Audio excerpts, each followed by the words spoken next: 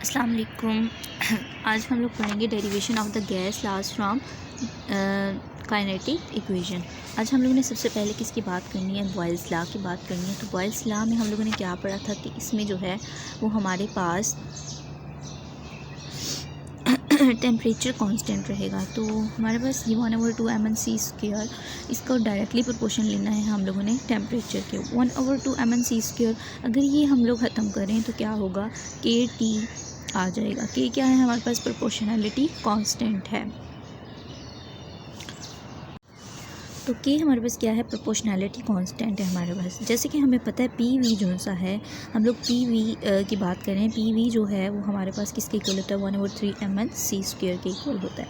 मतलब PV की value हमारे पास ये आई थी 1/3 mc²। अब आगे क्या करना है हम लोगों ने, अगर इस रकम के साथ हम लोग 2 को मल्टीप्लाई भी कर दें और 2 को डिवाइड भी कर दें, जैसे यहाँ पे हम लोगों ने किया, तो हमारे पास क्या होगा, कोई भी फ़र्क नहीं पड़ेगा। मतलब 2 से कैंसिल हो जाएगा, पीछे 1 रह जाएगा, 1 इससे मल्टीप्लाई हो जाएगा, तो कोई ख़ास फ़र्क नहीं पड़ेगा। मतलब इस मल्टीप्लाई और डिवाइड करने से हमको, अब हमने क्या किया, इसे मल्टीप्लाई भी किया और डिवाइड भी किया, हमारे पास इफेक्ट जो सा है वो न्यूट्रल हो गया।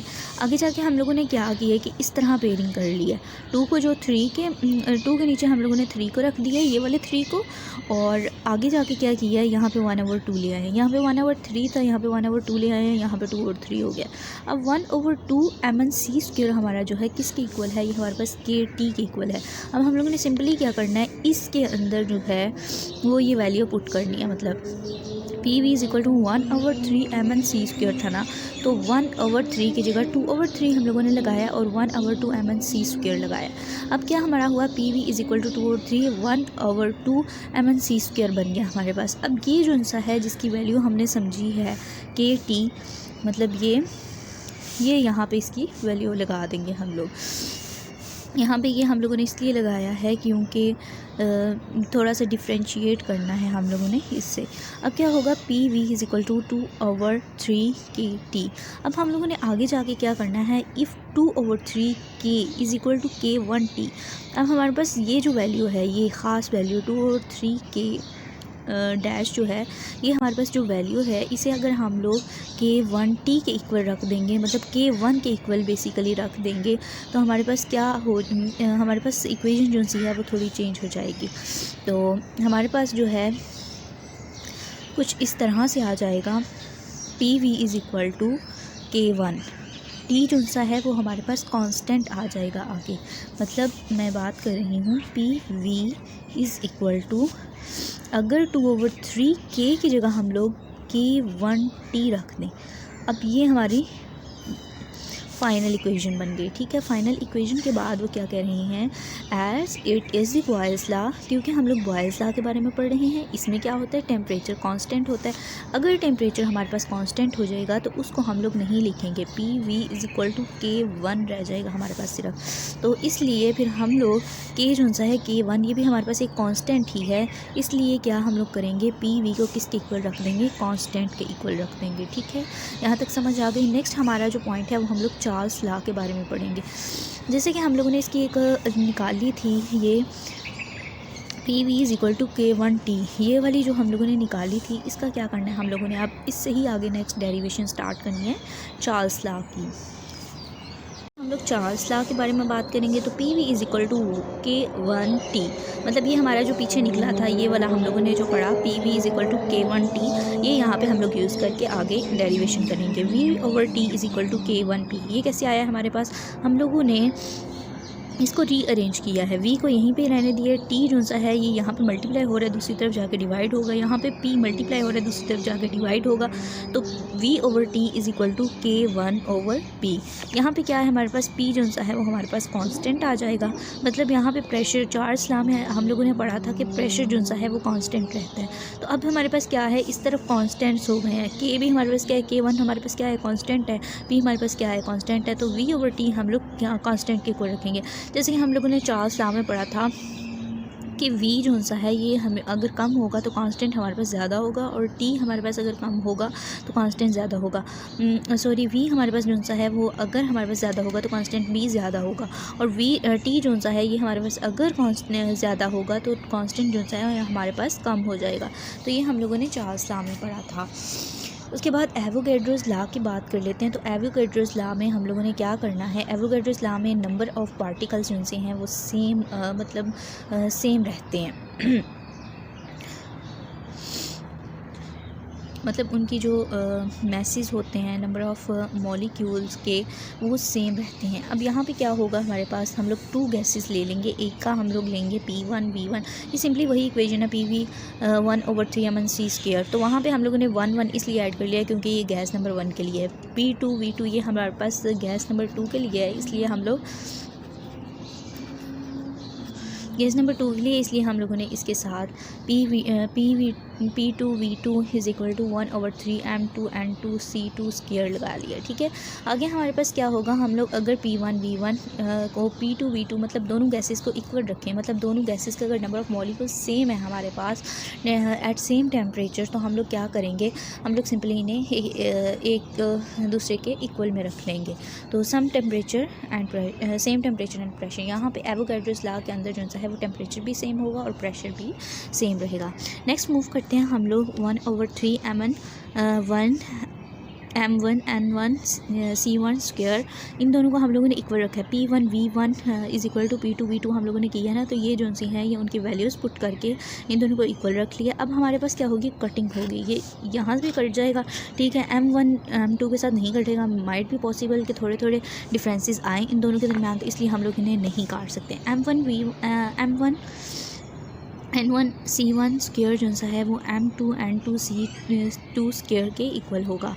ये हमारे पास इक्वेशन नंबर 5 आ गई। ठीक है, इसके बाद क्या होगा, if gases are maintain at same temperature kinetic energy will be same. अगर कह रहे हैं कि ये दोनों गैसेस अगर एक ही टेम्परेचर पे रखी गई हैं, तो गैसेस जो भी हैं, मतलब गैसेस यहाँ पे नंबर ऑफ मॉलिक्यूल्स तो सेम ही होंगे ना, तो जब मोलर मैसेज सेम होंगे हमारे पास, तो इट मीन्स डैट कि हमारे पास वो गैसेस भी सेम है।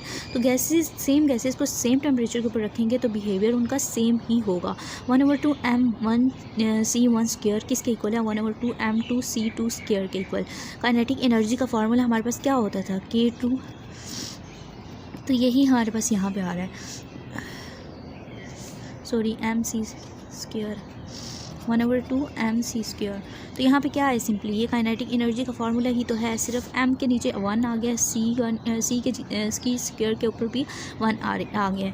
तो 1/2m1c1² है हमारे पास, दूसरे तरफ 1/2m2c2² है। ठीक है, अब हम लोगों ने क्या करना है, इन दोनों को इक्वल रख लिया हम लोगों ने। अब इनकी कटिंग करेंगे हम लोग, यहाँ से भी ये जो सा है ये इसके साथ कट हो जाएगा, m1c1² रह जाएगा, m2c2² रह जाएगा। ये हमारे पास इक्वेशन नंबर 6 आ गई। नेक्स्ट हमारा जो काम है वो हम लोगों ने क्या करना है, 5 और 6 को डिवाइड करना है, मतलब इसकी सारी जो कटिंग होती है वो इसके साथ कर देनी है, रिमेनिंग जो सा है वो हमारे पास आंसर रह जाएगा।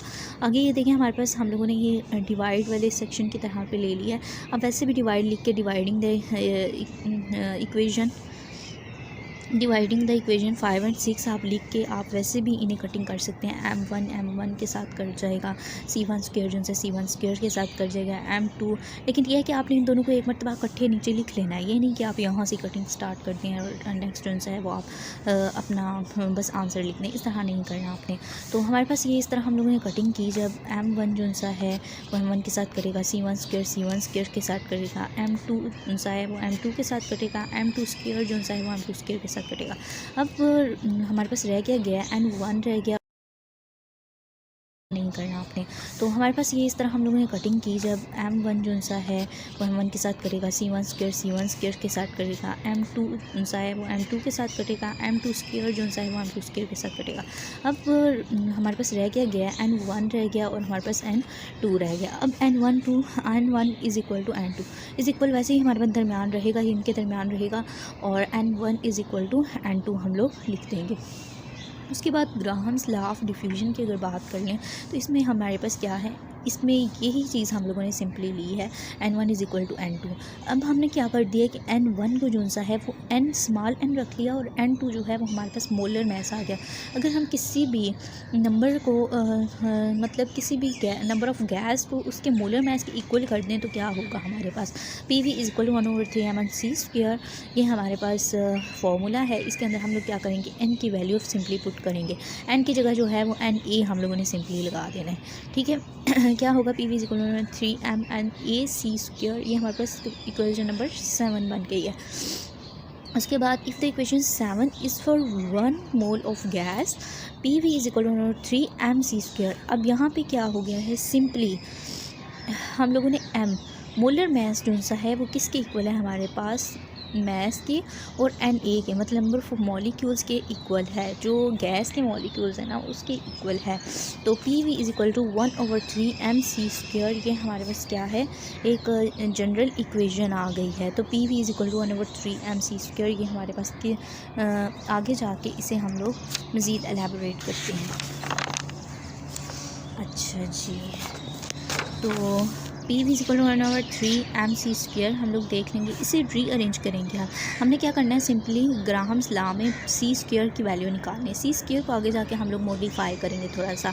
तो p v divided by m is equal to c square. 3pv divided by m, मतलब ये क्या हुआ है, यहाँ पे सिंपली हम लोगों ने रीअरेंजमेंट की है थोड़ी सी इसी इक्वेशन की।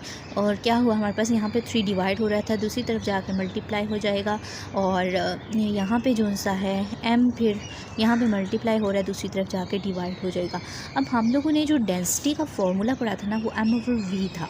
ठीक है, आप इसे 2 तरह से तरीके से हल कर सकते हैं। अब आपने सिंपली क्या करना है, एक तरीका तो आपके पास ये है कि आप डेंसिटी को जो सा है 1/d ले लो। 1/d लोगे तो इट मीन्स डैट कि ये जो वैल्यूज़ हैं, ये जो मल्टीप्लाई हो रहा है वो जाके डिवाइड हो जाएगा और डिवाइड जो हो रहा है वो मल्टीप्लाई हो जाएगा। मतलब ऐसे मैं कह रही हूँ d is equal to 1/m/v जब आएगा, 1/d जब करेंगे, इसको जब 1/d करेंगे तो ये भी तो 1/d होगा ना। अब सिंपली क्या है, ये हमारे पास आ गया। तो ये v जो सा है ये डिनोमिनेटर के नीचे जो डिनोमिनेटर होता है ना वो जाके ऊपर जाके डिवाइड हो जाता है। ऊपर जो भी हमारे पास चीज़ होगी उसके साथ जाके डिवाइड हो जाएगा। यहाँ पे 1 है तो v multiply 1 is equal to v और डिवाइडेड बाय m। ये हम लोगों ने सिंपली किया है। 1/d की वैल्यू हम लोगों ने पुट कर ली v/m। यहाँ पे हम लोग जब ये वैल्यू पुट करेंगे तो कैसे करेंगे, ये चीज़ मैं आपको दिखा देती हूँ एक मरतबा। 3p, अब इनकी हमने तो वैल्यू पुट करनी है ना, तो यहाँ पे क्या है, मल्टीप्लाई 1/d। अब इस तरह किया हम लोगों ने तो सिंपली हमारे पास क्या आ गया, 3p ऊपर रह गया, d जो सा है वो हमारे पास नीचे आ गया और is equal to c square is equal to 3p divided by d। ये हमारे पास वैल्यू आ गई। हम लोगों ने c को इस तरफ रखा हुआ था, सिंपली हम लोगों ने इसे इन्वर्ट किया, इसे दूसरी तरफ ले गए हैं और इसे इस तरफ ले आए हैं, तो इससे कोई फ़र्क नहीं पड़ेगा। इसके बाद क्या होगा, taking square on both side. अब हम लोगों ने क्या करना है, हमने सिर्फ c की वैल्यू वो फाइंड आउट करनी है, आगे जाके उसका हम लोगों ने इस्तेमाल करना है। तो c square is equal to 3p divided by d जो सा है ये आगे जाके क्या करेगा, सी स्क्वायर हम लोगों ने इनका मतलब स्क्वायर लेना है। C square is equal to 3p divided by d। अब हमें पता है ग्राहम्स लॉ में क्या होता है कि हमारे पास प्रेशर जो सा है वो कांस्टेंट हो जाएगा। प्रेशर जब कांस्टेंट होगा तो उस टर्म को हम लोग छोड़ देंगे। ठीक है, उसे एज ए 1 कंसिडर करके हम लोग उसे छोड़ देंगे। और इसका क्या हो जाएगा हमारे पास कि हम लोग ने क्या करना है, प्रेशर कांस्टेंट हो गया तो ये जो सी है ये टर्म हम लोगों ने छोड़ देनी है। तो सिर्फ स्क्वायर रूट जो सा है वो t के ऊपर आ जाएगा। और r कहाँ से आया है, स्क्वायर रूट सी स्क्वायर जो सा है इसका हम लोग अभी ये कट नहीं कर रहे। हम लोगों ने क्या करना है, इस पूरी वैल्यू को r के इक्वल लेना है। r किसे कह रहे हैं, root means square, root means square. इसका दूसरा नाम जो सा है वो रूट मीन्स स्क्वायर है, इसे हम लोग r से डिनोट करेंगे। तो r is equal to 3p divided by d, ये इसकी वैल्यू आ जाएगी। अगर प्रेशर कांस्टेंट हो हमारे पास तो हम लोग प्रेशर को निगलेक्ट करेंगे और r इज़ इक्वल टू 1/डिवाइड square root divided by square root d आ जाएगा हमारे पास। ये आंसर आ जाएगा हमारे पास सिंपल।